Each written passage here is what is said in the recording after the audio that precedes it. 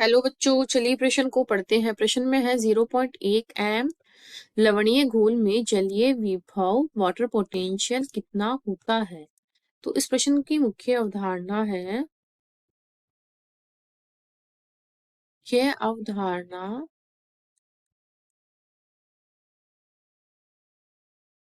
मुख्य अवधारणा है परासरण।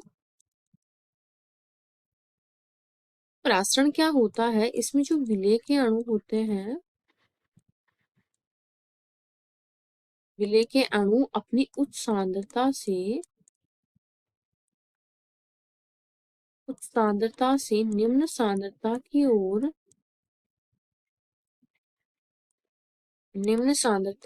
ओर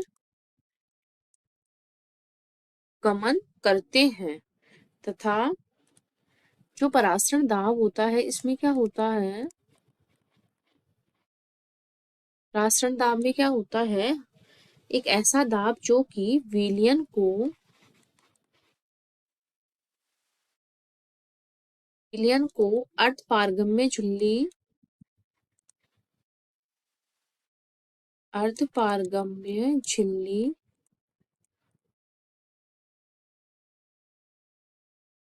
अर्धपारगम्य झिल्ली के द्वारा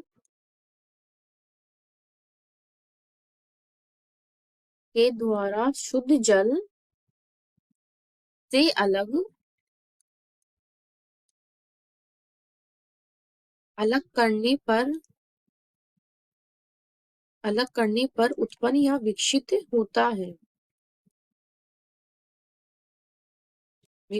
होता है। इसमें ऐसा दाब जो कि विलयन को अर्धपारगम्य झिल्ली के द्वारा शुद्ध जल से अलग करने पर विकसित होता है, ऐसे दाब को क्या बोलते हैं? परासरण दाब बोला जाता है। आगे है इसमें शुद्ध जल। अब इसमें क्या है, जो विलयन के परासरण दाब होता है उसकी गणना हम किससे करते हैं? जो परासरण दाब होता है उसको ऑस्मोटिक पोटेंशियल बोलते हैं। तो इसकी गणना हम एक सूत्र के द्वारा करते हैं। यहाँ सी क्या है, ओपी क्या है, यहाँ परासरण दाब है, सी है हमारे कंसंट्रेशन मतलब सांद्रता,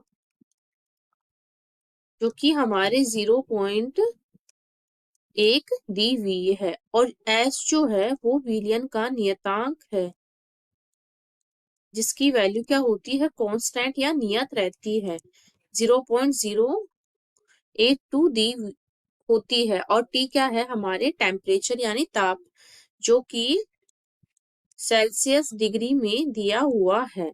तो इस प्रकार जब इनको हम ओपी अगर निकालते हैं तो वो आएगा 0.8 इंटू 0.082 इंटू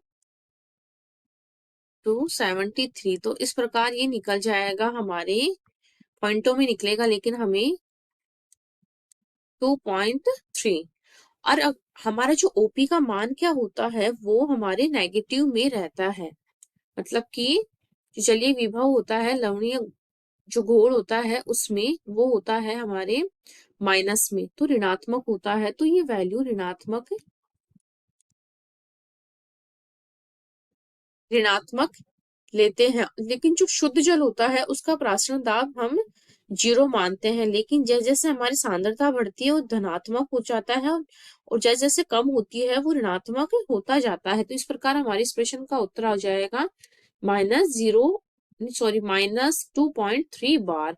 और जो जो वाटर पोटेंशियल होता है, इसको अगर हम मापते हैं विभव को, तो वो बार में मापा जाता है। तो बाकी के विकल्प हमारे कट जाएंगे और विकल्प ए हमारा सही हो जाएगा। आशा करती हूँ आपको इस प्रश्न का हल समझ में आया होगा। धन्यवाद।